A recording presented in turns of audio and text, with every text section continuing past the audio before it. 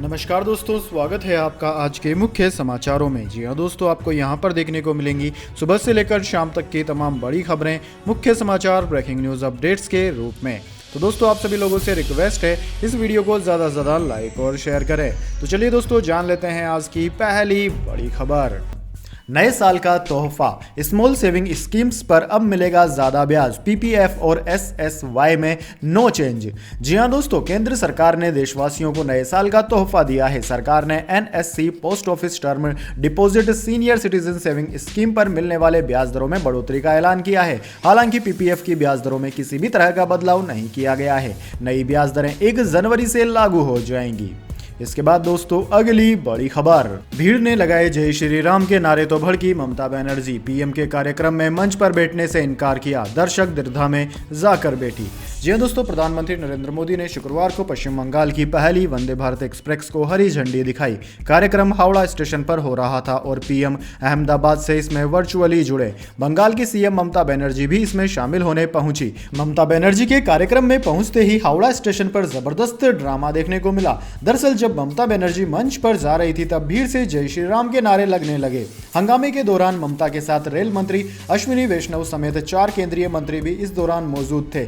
इस पर ममता भड़क गई और मंच पर बैठने से इनकार कर दिया। इसके बाद रेल मंत्री और राज्यपाल सीवी आनंद बोस ने ममता को मनाने की कोशिश की, लेकिन वे नहीं मानी। हालांकि बाद में ममता स्टेज के सामने दर्शक दीर्घा में कुर्सी लगाकर बैठ गई। बाद में उन्होंने अपना संबोधन भी दिया। दोस्तों, मेट्रो रेल की सवारी के बाद रेल मंत्री वैष्णव ने तारातला में मीडिया से सवाल पर कहा कि मुख्यमंत्री को आदर और सम्मान के साथ आमंत्रित किया गया था, ऐसी कोई बात नहीं हुई। नाराज होने की बात हो, कार्यकर्ता तो नारे लगाते ही हैं। इसके बाद दोस्तों, अगली बड़ी खबर। 2024 में राहुल गांधी होंगे विपक्ष की तरफ से पीएम चेहरा, कमलनाथ का दावा। जी हां दोस्तों, लोकसभा चुनाव वैसे तो 2024 में होने हैं, लेकिन सरगर्मियां अभी से दिखाई देने लगी है। दोस्तों, राहुल गांधी की भारत जोड़ो यात्रा के बीच मध्य प्रदेश के पूर्व मुख्यमंत्री और कांग्रेस के सीनियर लीडर कमलनाथ ने बड़ा दावा किया है। उन्होंने कहा है कि 2024 के लोकसभा चुनाव में राहुल गांधी विपक्ष की तरफ से प्रधानमंत्री पद के चेहरा होंगे। न्यूज एजेंसी से बातचीत में कमलनाथ ने भारत जोड़ो यात्रा के लिए राहुल गांधी की खुलकर तारीफ की और कहा कि वे सत्ता के लिए नहीं बल्कि देश के आम लोगों के लिए राजनीति कर रहे हैं। जहां तक 2024 के लोकसभा चुनाव का सवाल है, राहुल गांधी ना सिर्फ विपक्ष का चेहरा होंगे बल्कि प्रधानमंत्री पद के उम्मीदवार भी होंगे। कमलनाथ ने आगे कहा कि दुनिया के इतिहास में किसी ने भी इतनी लंबी पद यात्रा नहीं की है। गांधी परिवार के अलावा किसी अन्य परिवार ने देश के लिए इतनी कुर्बानियां नहीं दी है। राहुल गांधी सत्ता के लिए राजनीति नहीं करते हैं बल्कि देश की जनता के लिए करते हैं, जो किसी को भी सत्ता में बैठाती है। इसके बाद दोस्तों, अगली बड़ी खबर। ऋषभ पंत कार एक्सीडेंट, इस क्रिकेटर की मानी होती सलाह तो अस्पताल में न होते पंत। जी हां दोस्तों, टीम इंडिया के विकेटकीपर बल्लेबाज ऋषभ पंत शुक्रवार सुबह कार हादसे में गंभीर रूप से घायल हो गए। दिल्ली देहरादून हाईवे पर यह हादसा उस वक्त हुआ जब पंत दिल्ली से वापस अपने घर रुड़की जा रहे थे। उनकी कार डिवाइडर से टकराकर पलट गई और उसमें आग लग गई। देखते ही देखते पंत की मर्सिडीज कार जलकर खाक हो गई। पंत ने बताया कि उनकी झपकी आने के कारण कार से उनका नियंत्रण खो गया और कार पलट गई। लेकिन 25 साल के ऋषभ पंत अपने एक सीनियर की बात मान लेते तो शायद आज अस्पताल में भर्ती ना होते। जी हाँ दोस्तों, उनको टीम इंडिया के विस्फोटक बल्लेबाज शिखर धवन ने गाड़ी धीरे चलाने की सलाह दी थी। पंत के एक्सीडेंट के बाद सोशल मीडिया पर पंत और धवन का एक पुराना वीडियो वायरल हो रहा है। अब लोग कह रहे हैं कि बड़ों की सलाह को नजरअंदाज नहीं करना चाहिए। दरअसल दोस्तों, एक गेम को खेलते हुए ऋषभ पंत को शिखर धवन द्वारा एक सलाह देनी थी, तो शिखर धवन ने उसे सलाह दी थी कि गाड़ी धीरे चलाया करो। इसके बाद दोस्तों, अगली बड़ी खबर। चीन से आई 2 उड़ानों के 50% यात्री मिले कोरोना संक्रमित, तो इटली और यूएस ने अनिवार्य किया कोविड टेस्ट। जी हां दोस्तों, इटली ने चीन से आने वाली उड़ानों के लिए कोरोना टेस्ट अनिवार्य कर दिया है। यह फैसला बीजिंग से मिलान आई 2 उड़ानों में जांच के दौरान 50% से ज्यादा यात्रियों के कोरोना पॉजिटिव पाए जाने के बाद लिया गया। भले ही चीन का कहना है कि उसके यहाँ कोविड संक्रमण अनुमानित और नियंत्रण में है, लेकिन बीजिंग के अचानक जीरो कोविड पॉलिसी के तहत लागू प्रतिबंधों को हटाने के बाद वहां बढ़ते कोरोना संक्रमण ने वैश्विक खतरा पैदा कर दिया है। कोरोना संकट के बीच संयुक्त राज्य अमेरिका ने भी चीनी यात्रियों के लिए कोरोना टेस्ट अनिवार्य कर दिया है। वह ऐसा करने वाला दुनिया का 5वां देश बन गया है। इसके बाद दोस्तों, अगली बड़ी खबर। राहुल गांधी ने प्रोटोकॉल का पालन नहीं किया, सुरक्षा उल्लंघन मामले पर दिल्ली पुलिस का जवाब। जी हां दोस्तों, कांग्रेस के पूर्व अध्यक्ष और मौजूदा सांसद राहुल गांधी के सुरक्षा उल्लंघन मामले पर दिल्ली पुलिस ने जवाब दिया है। 24 दिसंबर को राहुल गांधी की अगुवाई में कांग्रेस की भारत जोड़ो यात्रा राष्ट्रीय राजधानी दिल्ली में थी। यात्रा के दिल्ली चरण में सुरक्षा में उल्लंघन का आरोप पार्टी नेताओं की ओर से लगाया गया था। दिल्ली पुलिस ने केंद्रीय गृह मंत्रालय को एक रिपोर्ट सौंपी है, जिसमें कहा गया है कि कांग्रेस नेता राहुल गांधी ने ही प्रोटोकॉल का पालन नहीं किया और सुरक्षा के पूरे इंतजाम थे। इससे पहले केंद्रीय अर्धसैनिक बल सीआरपीएफ की ओर से भी स्पष्ट किया गया कि राहुल गांधी की सुरक्षा में कोई कमी नहीं की गई। कांग्रेस के संगठन महासचिव केशव वेणुगोपाल ने केंद्रीय गृह मंत्री अमित शाह को पत्र लिखकर कहा था कि शनिवार को दिल्ली में प्रवेश करने के बाद यात्रा की सुरक्षा से कई बार समझौता किया गया। उन्होंने लिखा कि सरकार को बदले की राजनीति में न पड़कर कांग्रेस नेताओं की सुरक्षा सुनिश्चित करनी चाहिए। इसके बाद दोस्तों अगली बड़ी खबर, साल 2022 के आखिरी कारोबारी दिन गिरा बाजार, सेंसेक्स 293 अंक गिरकर 60,840 पर बंद, एमएफसीजी शेयर्स सबसे ज्यादा गिरे। जी हां दोस्तों, भारतीय शेयर बाजार में साल 2022 के आखिरी कारोबारी दिन यानी कि शुक्रवार को गिरावट देखने को मिली।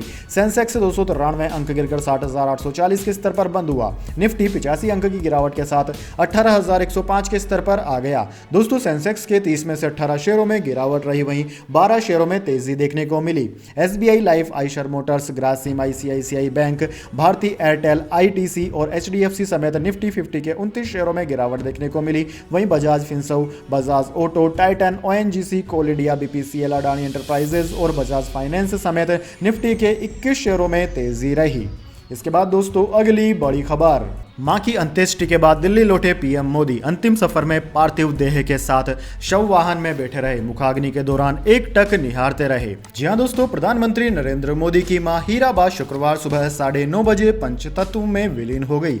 नरेंद्र मोदी ने उन्हें मुखाग्नि दी। अंतिम सफर के दौरान वे मां के पार्थिव शरीर को कंधे पर लेकर गांधीनगर स्थित घर से निकले। यात्रा के दौरान वे शव वाहन में ही पार्थिव देह के करीब बैठे रहे। मुखाग्नि के दौरान वे मां को एकटक निहारते रहे। दोस्तों, इससे पहले देर शाम प्रधानमंत्री एक बार फिर गांधीनगर स्थित अपने घर गए और परिवार के लोगों के साथ करीब 20 मिनट बिताने के बाद दिल्ली लौट गए। हीराबा मोदी का शुक्रवार तड़के 3:30 बजे यूएन मेहता अस्पताल में निधन हुआ था।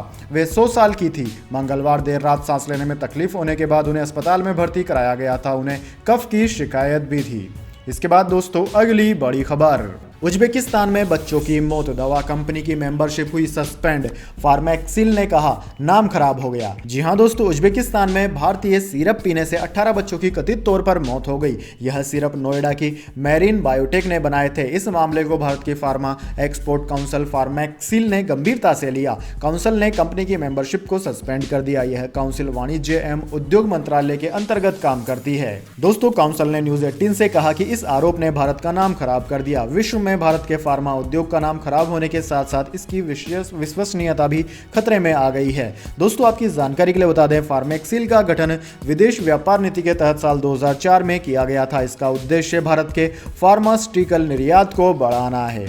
इसके बाद दोस्तों अगली बड़ी खबर, आजाद की घर वापसी की कोशिशों में कांग्रेस, सोनिया गांधी की करीबी अंबिका सोनी को टास्क, राहुल की यात्रा जम्मू कश्मीर पहुंचने से पहले लाने की तैयारी। जी हां दोस्तों, 4 महीने पहले कांग्रेस को अलविदा कह चुके जम्मू कश्मीर के पूर्व मुख्यमंत्री गुलाम नबी आजाद के फिर से पार्टी से जुड़ने की चर्चाएं शुरू हो गई है। हालांकि वह अक्टूबर में अपने नए राजनीतिक संगठन डेमोक्रेटिक आजाद पार्टी का ऐलान कर चुके हैं, लेकिन राहुल की भारत जोड़ो यात्रा के कश्मीर पहुंचने से पहले पार्टी अपने पुराने साथी की घर वापसी के प्रयास में जुट गई है। आजाद की वापसी के लिए खुद पार्टी की वरिष्ठ नेता अंबिका सोनी बातचीत कर रही है। सूत्रों के मुताबिक अंबिका सोनी ने आजाद से बातचीत की है। उन्होंने आजाद को राहुल गांधी से भी बातचीत करने को कहा है। दोस्तों, आपकी जानकारी के लिए बता दें, अंबिका सोनी को सोनिया गांधी का बेहद करीबी नेता माना जाता है।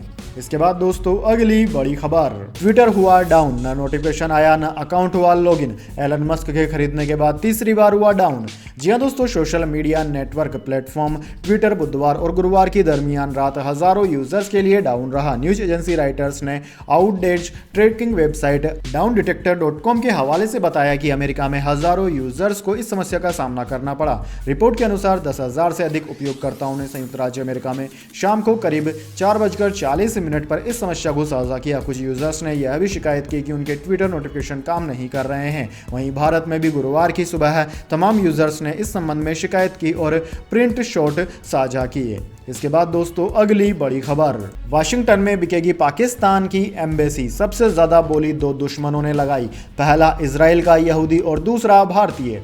जी हां दोस्तों, वाशिंगटन में मौजूद पाकिस्तान की एम्बेसी का एक बड़ा हिस्सा बिकने जा रहा है। इसके लिए बिड प्रोसेस यानी कि नीलामी प्रक्रिया शुरू हो चुकी है। मजे की बात यह है कि एम्बेसी के डिफेंस सेक्शन को खरीदने के लिए दो सबसे बड़ी बोलियां लगी, वो दोनों ही पाकिस्तान के दुश्मन मुल्कों से ताल्लुक रखती है। जी हां दोस्तों, दो देशों में इजराइल और भारत है। इजराइल के यहूदी ग्रुप ने 48 लाख डॉलर की बोली लगाई, जबकि दूसरी बड़ी बोली लगाने वाला कोई भारतीय है, उसने 50 लाख डॉलर में यह बिल्डिंग खरीदने की पेशकश की।